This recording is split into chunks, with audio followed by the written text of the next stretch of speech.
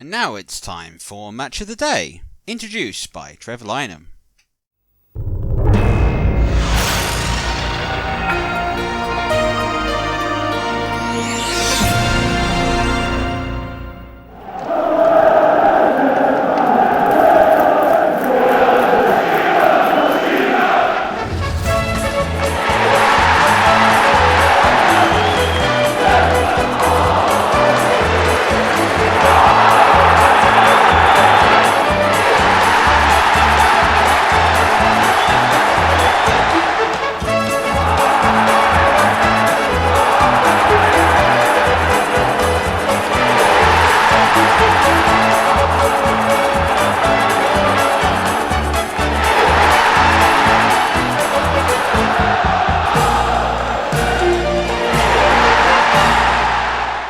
Good evening. Tonight we had a real classic and a real classic moment here in the Premiership. For the very first time we had a Tyne-Wear derby, and it was the very last time it was held at Roker Park.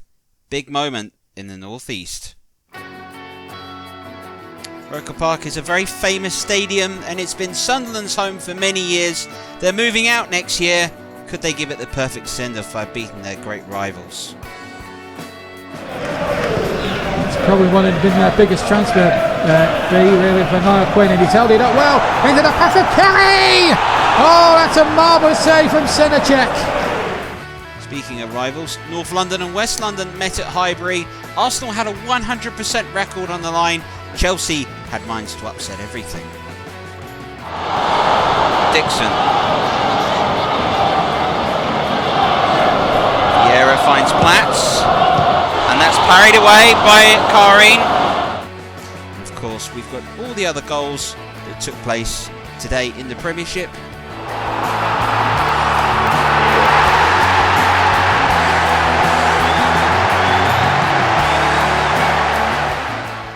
And I'm also pleased to say that we have two men that have illustrious goals in the world of football. That's to continue to bring you their insight here every Saturday on Match of the Day. But first we start at Roker Park. It was a magnificent day for Sunderland as they said goodbye to their old stadium. Could it get even better this evening by them beating their great rivals Newcastle United? Commentary from this one comes from Trev Motson. Well, our Sports Night cameras are here at Roker Park for what could be the final ever Tyne-Wear derby here at this famous old ground. So a bit of history being made as the have-nots take on the haves in a real competitive Tyne-Wear derby, the first ever Tyne-Wear derby to be held in Premiership history. In fact, Newcastle will be red-hot favourites but never discount Sunderland, whose team are bargain basement and youngsters, the likes of Paul Eggibodden and Mickey Gray, mixed in with experience of David Kelly and Niall Quinn up front, and Bracewell, Stewart and Ball in the midfield areas. Alan Shearer will be keeping his place amongst the two strikers. Tino Aspiri gets the nod above Wes Ferdinand for this one. Here's a Ginolan Carling, a very fearsome force in the midfield, and a very good back four too, with Pavel Sunacek behind them. So it could be a very interesting Tyne-Wear derby here tonight. We're looking forward to this immensely. Newcastle in the all-white blue strip, something of course I will tell you is now as famous red and white. And it's going to be an absolute humdinger of a derby here. Of course, Bob Murray, the chairman, as we just break off for a second. Here's Paul Stewart, and pulls the first shot in anger wide. But Bob Murray was saying to me, the chairman, that Peter Reid hasn't had a significant war chest because most of the capital is tied up in this new stadium that they're building, 40,000-seater stadium, which Bob Murray, the chairman, has told me that they hope to have it ready for next season. But it will be sad to see the old Roker Park go. This is Alan Shearer. Shearer with a shot, and well saved by Tony Coton, who got it in his grasp at the second attempt after parrying it first time round. Good effort. But Coton right behind the shot, and that was a very good parry. Very good piece of goalkeeping there. With Alan Shearer having his first side of goal. Gino, Lee, Astino Asperia to Columbia, Beardsley towards Asperia again. And this back five of Sunderland so far, that's the tactic. The tactic will be to get it towards Niall Quinn. A tasty looking challenge there on David Kelly by the Belgian Philippe Albert. Newcastle now has it for Newcastle. Here's Asprilla. Shearer working inside the area. This is Shearer on his right foot. And he's just over the top. He hasn't really hit the heights expected, Alan Shearer, since his move from Blackburn Rovers, where he got 31 goals last season. But he's hit 30 in the last sort of 2 seasons for the Lancashire club before he's moved to Newcastle. Ginola against Kavicki this time. Can he show a defender with 3 burials? He can! And Asprilla should have scored. The man they got from Parma late last season should have been scoring for me here. He's been in those positions so many times with Parma, but he should have scored there for Newcastle. Now Richard Ord for Sunderland. Again that tactic towards Niall Quinn. It's probably one of been their biggest transfer fee really for Niall Quinn, and he's held it up well into the pass of Kelly! Oh, that's a marvellous save from Senechek. That is a really marvellous save to deny David Kelly, who along with Paul Bracewell was in the Newcastle team of 1992-93 where they stormed to First Division glory and promotion to the Premier League. Alongside with it, and they nearly altered their own club there, their old club there I should say. Senechek though came up with the goods, but it's a Sunderland corner. Sunderland aren't finished yet. What an atmosphere here at Roker Park tonight. It's really enjoyable, this one. Ball into the area, ball is up, and Barton just gets it away there. It wasn't a particularly good header from Kevin Ball, but having said that, he's not even 5'8", Kevin Ball, so he's not the tallest of men. Did actually well to win the header, to be fair. Here's Kevin Ball now.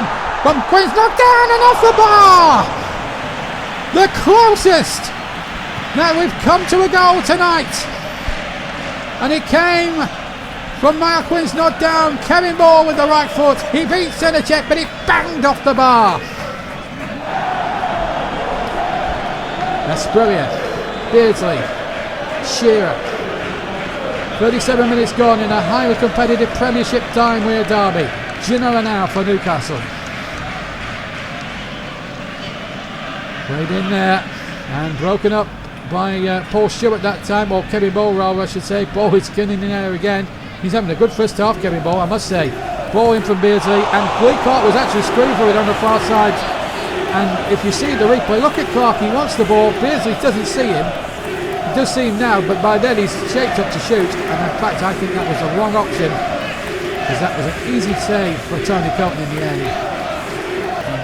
And Clark would have been a much better option. Here's a wing. Shearer. Beardsley. Lovely interplay. That's a good ball. That's what Beardsley should have done in the first place. Here's Clark. Trying to find Ginola. It's a square ball, and Ball breaks up the attack again. Wins in the last minute of the first half. Still level. I think Sunderland have just shaded in on chances alone. And the fact that they come closest is more than most. Here's Kelly. He's got Quinn alongside him. Quinn over the top. But I have to say, Sunderland have really taken the fight to their more illustrious opponents. And you have to say, at the end of towards the end of the first half here, they're going at half-time 0-0. They very much deserve to be on parity with Newcastle. That's for sure. So 3 minutes into the second half almost.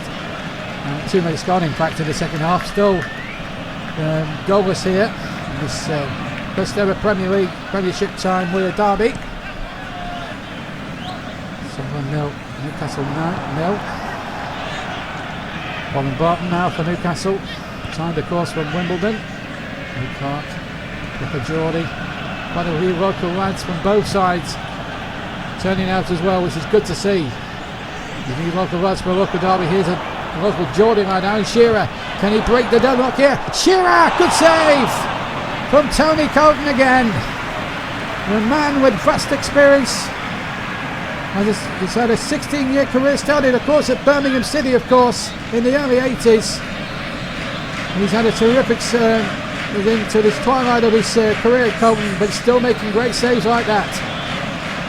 Spurrier's gone off, Ferdinand's come on. I think it was a question of time really before Kevin Keegan made a change. And he's waited until 11 minutes into the second half to make it.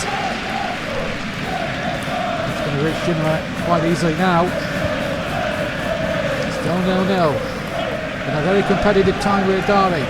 Alan Shearer, Robert Lee, charged away, Shearer again, Ginola once more. He's got Robert Lee in support. It's Lee. Oh, what about that for commitment from Kevin Moore? Took it right off his toes as he was about to shoot. And it's now put Newcastle on the back foot for a moment or two, but the flag has saved him for the moment anyway. Quinn was offside as that ball was played from David Kelly. What a turn about Kevin Ball. How many times has he broke up many a potential Newcastle attack tonight? He's just been absolutely ace, and I have to say, he's up there for candidate for a man of the match. I have to tell you, here's Niall Quinn though. He's got Kelly to his left, and Kelly through. He's split the defence, but Lee's back, and the ball might break here for Quinn, who scores! Niall Quinn! Listen to the Walker roar! Listen to it! 62 minutes gone! Niall Quinn has sent Walker Park into absolute raptures! They broke up another Newcastle attack. David Kelly against his own side managed to get the ball away by Rob Lee, and it fell so invitingly into the path of the former Arsenal and Manchester City man Niall Quinn, who's famous for scoring with his head on and his feet, but his left foot did the trick, and the Irishman put Sunderland one up at a boisterous Roker Park. It's a terrific moment for Sunderland, who could go above Newcastle with a win. And Newcastle make a change. Keith Gillespie will come on to replace the ineffective Lee Clark. What have Newcastle got up their sleeves now to save this? We're past the halfway mark of the second half. 21 minutes left to play. Newcastle trail in this time with Derby. Sunderland just 20 minutes and a half away from a famous victory as well. Plus stoppage time, of course. Shearer behind Ginola, behind Beardsley, but Ginola picked it up. This is Beardsley, the captain. Beresford needs a good ball in it, and Ferdinand off the bar. Should have been the equaliser. Maybe, just maybe, you have to start thinking at this stage of the game it could well be Sunderland's night, but Les Ferdinand should have equalised. Still Newcastle aren't finished yet. Beardsley saved by Colton. This is the chance again for Ferdinand. Keegan's substitutions almost working out. Oh, it should be levelling it for me. That should have been 1-1. Closest Newcastle have come bar none to scoring tonight. Lee, 13 to play, plus injury time. Keith Gillespie now. Newcastle, remember, trailing. Niall Quinn on 62 minutes with the goal, the only goal of the night. Terrific entertainment though from both sides. Terrific commitment. What you want to see really. Keith Gillespie. Warren Barton stayed on side. Ferdinand over. Colton let it go, and I think that was a good decision. He's had a super night as well, Tony Colton. A series of great saves. But Kevin Keegan's side, if they do lose this, will point to mischance after mischance, and Les Ferdinand's had two of the best since coming on as a substitute. 7 minutes to play. Sam Easton has gone for Kevin Ball. Word or two about Kevin Ball. He's had a marvellous game, and in my opinion, just my opinion, I think fully would merit a man of the match award, because his commitment and his endeavour and his bravery have sort of shone through in a game that is just not shied in commitment or any spirit in any way, and that's credit to both sets of players for that. But I think Kevin Ball, you have to say, in terms of commitment and endeavour, his name would rise to the surface every single time. He gives that competitive edge. Here's John Beresford. That's going to be a foul there. Easton, the young lad, showing a little bit of inexperience there. This is the challenge. Yes, he was from behind. Can't do that these days. But a real opportunity now for Newcastle and Ginola, who will know he can take free kicks.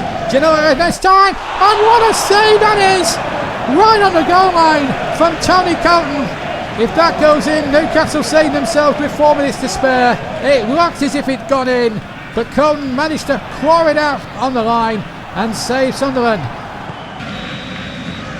The whistle is gone, and Sunderland have claimed a huge victory and go above Newcastle. Would you believe, into the top 5 of the Premiership. Niall Quinn's goal in 62 minutes decided it all. Ginola had his free kick save right at the end. Let's spread it and hit a post. Shearer 2 or 3 efforts saved, but when the moment they weren't taking their chances, you got the feeling as the game went on, and if Sunderland took one chance, it could be enough, and so it has proved. It's Sunderland's night here, and the Roker roar roars like it's never roared before. A terrific night for Sunderland Football Club, and a victory, a Time Wear Derby victory, richly deserved. Full time here at Roker Park. Sunderland 1, Newcastle United 0. Well, chaps, I've got to go to yourself first, Trevor. What a wonderful performance that was by Sunderland, and very fitting goodbye to Roker Park in perhaps its biggest game it might see this season. It was the end that they talk about the Roker roar, and it's all about the way in which the stadium's built and the way it sort of echoes. But tonight was just an example of sometimes there is that element of will and desire, and that can win you matches along with an intimidating and a hostile atmosphere. And I think for some Newcastle players, that's what got to them tonight. I think Roker Park did just as much, as well as a phenomenal Sunderland performance. Sunderland needed to be at the very top of their game, and they were. Newcastle United needed an off day. They weren't quite there, as we've seen so far this season. And it was just a wonderful concoction of everything like that coming together and giving us a fantastic result. Well, you've got a particular point, Trevor, to point out Niall Quinn in that game. Yeah, I thought Niall Quinn was fantastic. I mean, Sunderland's tactics, that they weren't complicated to work out. You could see that very easily. Whenever you have possession, look for Niall Quinn. Hit it long. He's tall. He's great in the air. He's got the ability to look, and it was a case of David Kelly just finding those areas and running into it. Not mistaken, Kevin Ball, brilliant skipper's performance as well. He knew that was the plan, and it was that second ball that Sunderland were best to in the day, and it's how they got the goal. And eventually, it was Quinn again, long ball, that did the business really for them. Thoughts, chaps, on Newcastle United after that? Well, I wouldn't be too worried about them, but that they had an entertaining draw with Sheffield Wednesday. They were well beaten in an entertaining game in the Charity Shield. They've lost here today in a game in which they were probably for the first time out-battled and out-fought for. So I think Kevin Keegan will be wondering what he's got to do to really fire up his side, because they haven't been off with the level of scoring and attacking and flair perhaps that we expected from them. But obviously they're trying to embed a new system. They've got a new centre forward, and I think that perhaps just give them time. I think once we get on later on through the autumn, I think this is where Newcastle will find that form and hopefully find what they need to challenge for the Championship. Well, the side that currently is ahead in the Premiership is Arsenal, who, despite the sacking of Bruce Rioch in the summer, have chosen under caretaker stewardship that they certainly have what it takes. The only side with a 100% record in the Premiership thus far. Chelsea were their opponents today, and they haven't been a side which has set the world alight, but the continental flair that Ruud Gullit is bringing, his so-called sexy football, might just be able to come to the boil. Your commentator for this one is Trevor Davis. Well, after a much public battle with alcoholism, Tony Adams tonight returns to the Arsenal starting lineup. It could be potentially one of the most important games of the season thus far. Arsenal with a 100% record, going to make it 4 wins from 4. Standing in the way is their great West London rivals. And for Ruud Gullit, he knows the chance to show that he's got a little bit more over what he called Stuart Houston as a bit of a lucky manager at recent times. But there's been nothing lucky about the way Arsenal have played in recent times, fully deserving of their place at the top of the Premiership, 9 points from a maximum of 9. As for Chelsea, or their foreign legion are just getting settled into the team. And it could be a little while yet, perhaps. We see the best. For Arsenal tonight, it's a back five. Bold, Adams and Keown will line up the centre. Patrick Vieira partners David Platt in the centre in midfield. Merson and Ray Parlour will be supporting in front in the target areas. For Chelsea, Gianluca Vialli, well, he's got Roberto Di Matteo in that floating role between midfield and defence. Burley and Wise offering a central midfield support. Sinclair, LeBeuf and company looking to do the best. So, something might have to give tonight. Arsenal's 100% record is at stake in this game. Adams, first header in anger in the game. Have a little pass to Parlour. Right. Dancing feet. Trying to go on. And still, this is lovely from Ian Wright. Blocked in the end by Newton. Parlour. Vieira. Dixon going out wide on the near sides. Burley making the interception, but the pass is picked up there by Bold. It was too much for Vialli to get to. Merson up against Clark again. Winterburn. Merson is in. Looks right across goal, and it's a tap in for Ray Parlour. Disastrous defending.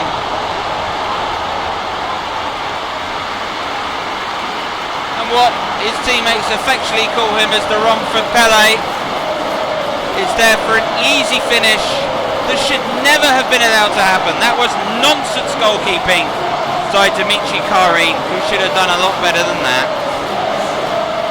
It was a good ball back by Winterburn to Merson,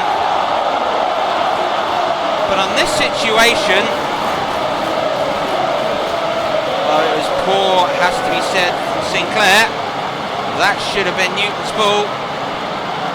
It's Parlour's finish. Arsenal lead.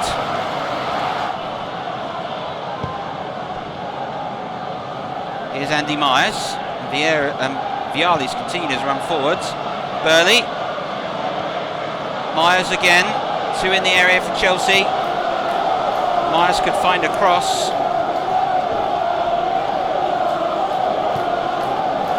Finds Burley. Wise. Vialli! Oh, what a wonderful equaliser! Lovely pass and move from Chelsea. Gianluca Vialli with the equaliser. The first time Chelsea have taken on Arsenal and moved the ball out wide. And it's the European Cup winning captain that has got the goal that brings the side from West London level in North London. Well, this was related to the space that Andy Myers was able to find on his left-hand side. When he was able to move infield, it was a clever pass to Burley. And then when Wise found Vialli, he turned Tony Adams on his first game back. Tony Adams will not want to see that again. An element of match sharpness lacking to allow a man of Vialli's abilities to turn. Could be a factor. Vialli won't mind. It's the equaliser. Now is Vialli? No, he is offside. Pass itself had some zip taken off of it, but he was off there. Lucky though for Adams, it was.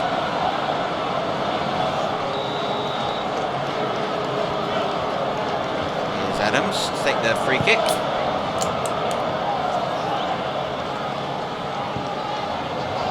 Vieira. Have a little pass to Parlour. Dixon.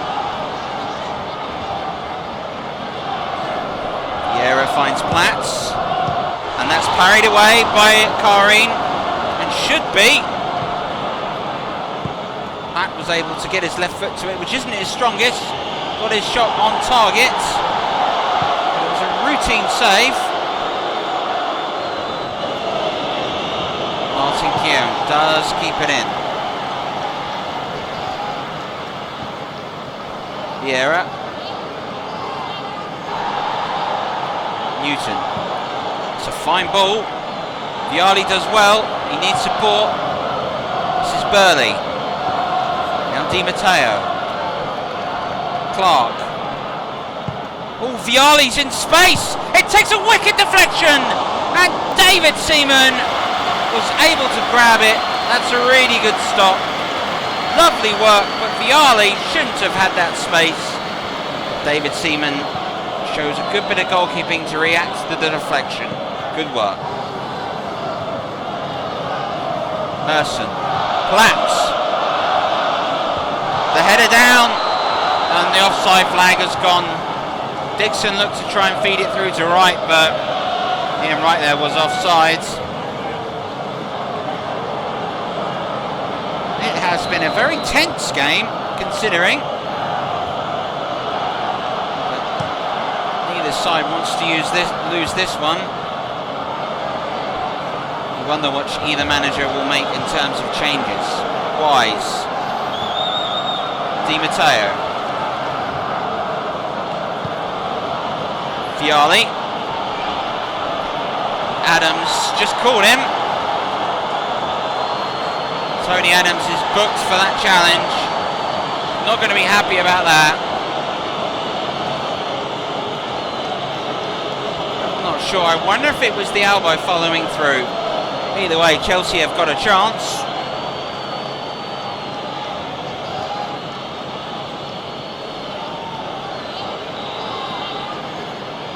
Now, Gianluca Vialli is over this. Does he fancy it?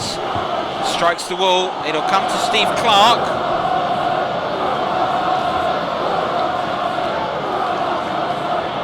Clark again. Wise has gone back in. Clark has gone in fields.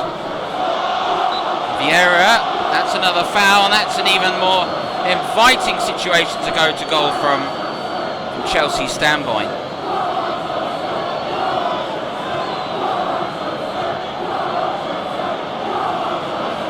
A decision which is going to be popular, but it is the right one. He didn't catch Clark there, Vieira. Now Vialli. Will he flick one? No, he'll blast it in! Oh!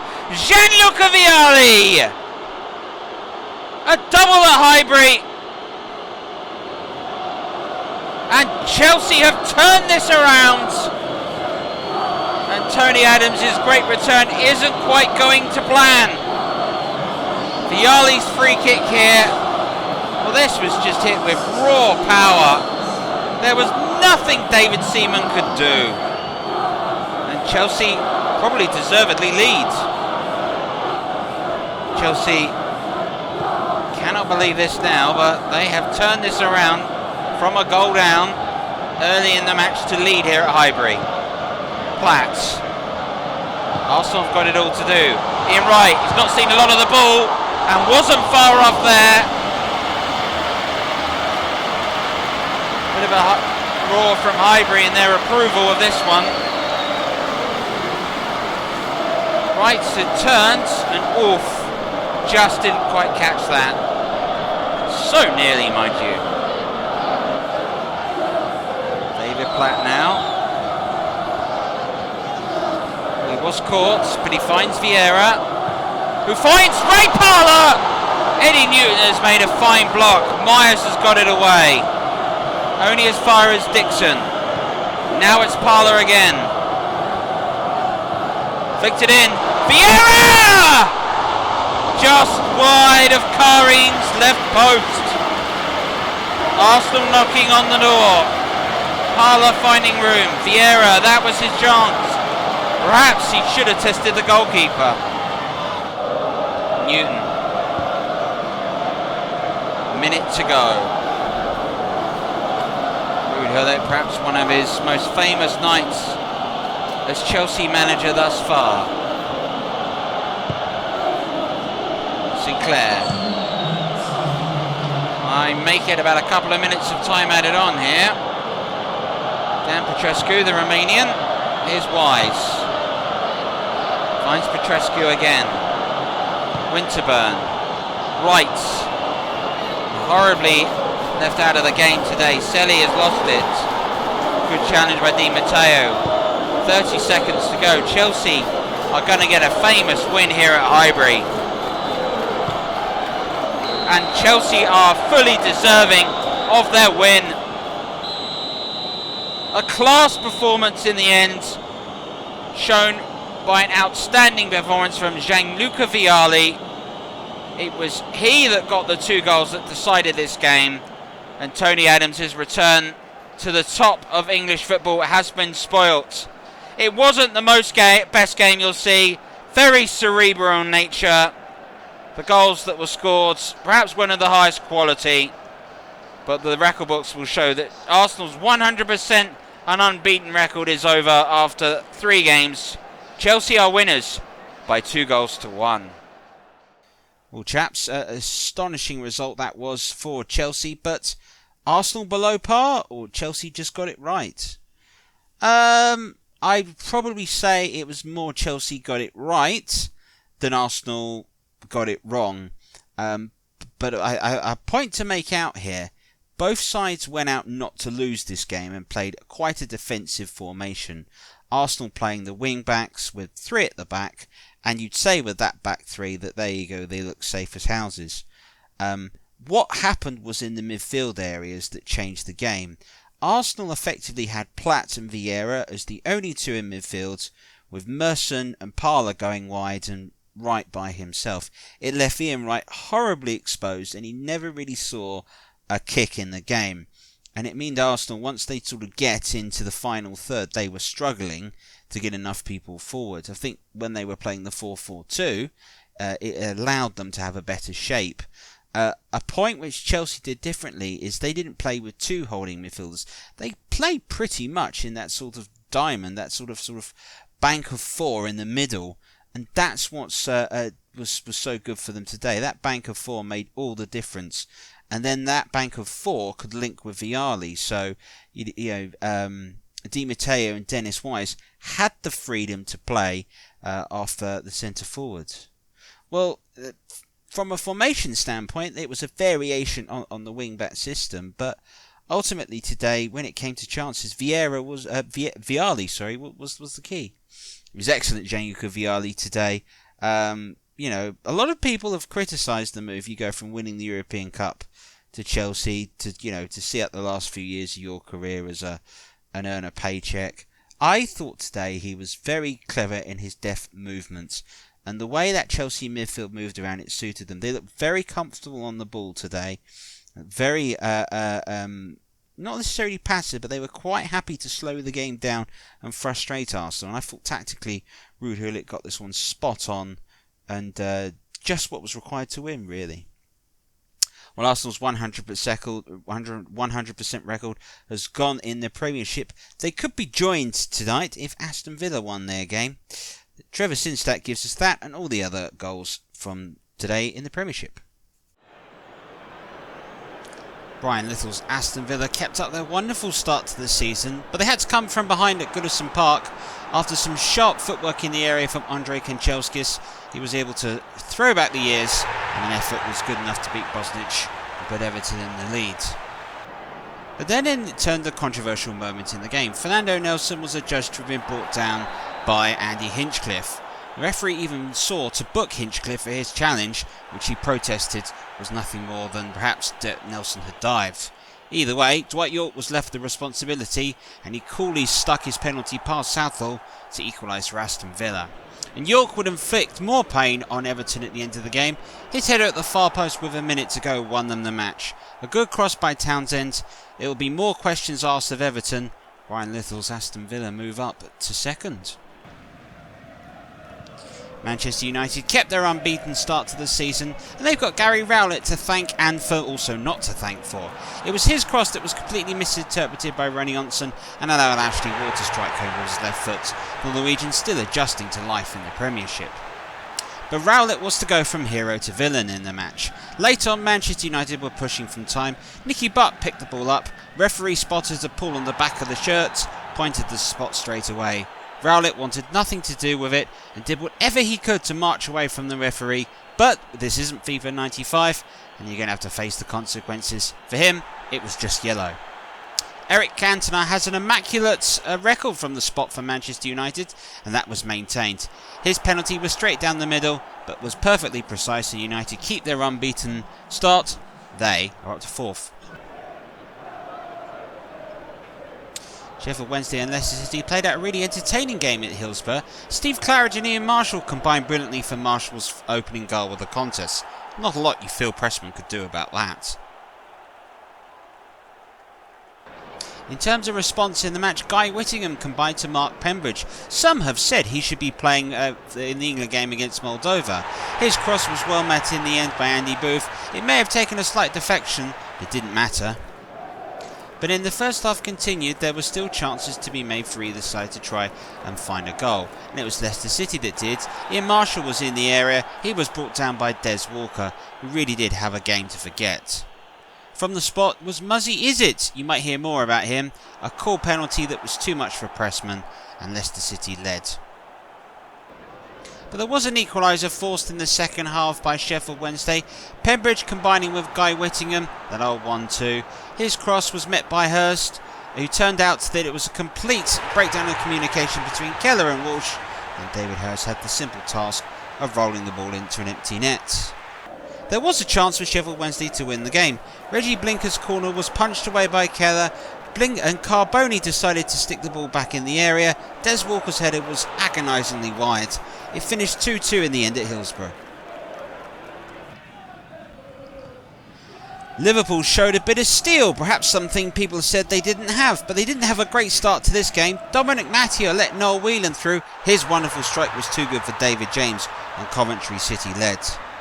But Liverpool were able to respond, and it was set pieces that did for them. John Barnes' corner found Stig Bjornaby. His header was too good in the end for Gorizovic, and Liverpool drew level. And Liverpool were to go ahead, this time for another set piece. A short corner from Barnes to Redknapp, who danced away into the area and found Stan Collymore, who decided to fool everybody by going for a shot on his right foot. As unaccustomed as anyone may be due to that, Collymore put Liverpool in the lead. And late in the match, Liverpool sealed all 3 points in the end. McAteer's effort was blocked by McAllister. Then in the end, Liverpool failed to deal with the ball. Bjornaby picked it up and found an unmarked Robbie Fowler in the box. Liverpool fans call him God, and you can understand, because he absolutely dominated the box, and Liverpool were 3-1 winners. Middlesbrough perhaps the most impressive performance so far this season in the end. It was an excellent start that caught everybody by surprise, especially when Stout went out wide to Branco, and Ravanelli couldn't believe he was unmarked inside the West Ham United penalty area, his header looping over Milosko. But West Ham United did find a way back into the match. Frank Lampard in the end was caught by White, and the referee Uriah Rini had no hesitation in pointing to the spot with that one. Up stepped Julian Dix, but his penalty was good enough to be hit onto the post by Walsh. No one reacted quicker than he. Julian Dix gets his first goal of the season, courtesy of some lacklustre Middlesbrough defending, it had to be said. But it wasn't to dampen it, because Middlesbrough stepped up the game in the second half. Quick work by Ravanelli, playing advantage, was able to find Mikael Breck. Brought on for his scoring skills, showed us his creative skills are just as good. A delightful pass through to Emerson to get his first goal for Middlesbrough. And there was to be a third goal in the end, scored by the young brilliant Brazilian Juninho, and it was Middlesbrough's front line showing just what was capable. Ravanelli found Emerson, who was forced all the way out wide by Rapier. Then his coolness of mind to squeeze the ball back to Juninho. It was a wicked deflection in the end, but needn't have mattered. Middlesbrough were deserved winners of this, winning by 3-1. This puts them just up past mid-table. Blackburn Rovers and Leeds United played out what could be said a pretty poor game. Tony Dirigu had the best chance. His free kick was perfectly floated over the ball, but it was off the woodwork and wasn't good enough to beat Flowers. And then started some moments of the game which will live along in the memory in the end. Wallace was played through and was caught by Croft. Referee's flag went up. Croft had already been booked again. Blackburn Rovers down to 10 men. And then it was Gary Flitcroft's turn to go. A miscontrol by Sharp. Flitcroft dived in. Referee did not hesitate on this one despite the protest, and Blackburn Rovers found themselves down to 9 men. 0-0 in what has to be said was a really poor match in the end. It was the battle of the bottom two in the Premiership to see who would get their first win of the season. The answer was the home side. Matt Le Tissier played through, his left-footed shot was too good for Crosley, and that was the goal which settled the game. But Nottingham Forest weren't without their chances to try and get level. Ian Worm's cross was met by Dean Saunders, but sadly it landed at the foot of the post for Nottingham Forest, and as a result, Southampton are winners by 1-0. Wimbledon got off to their first win of the season and first points courtesy of Vinnie Jones.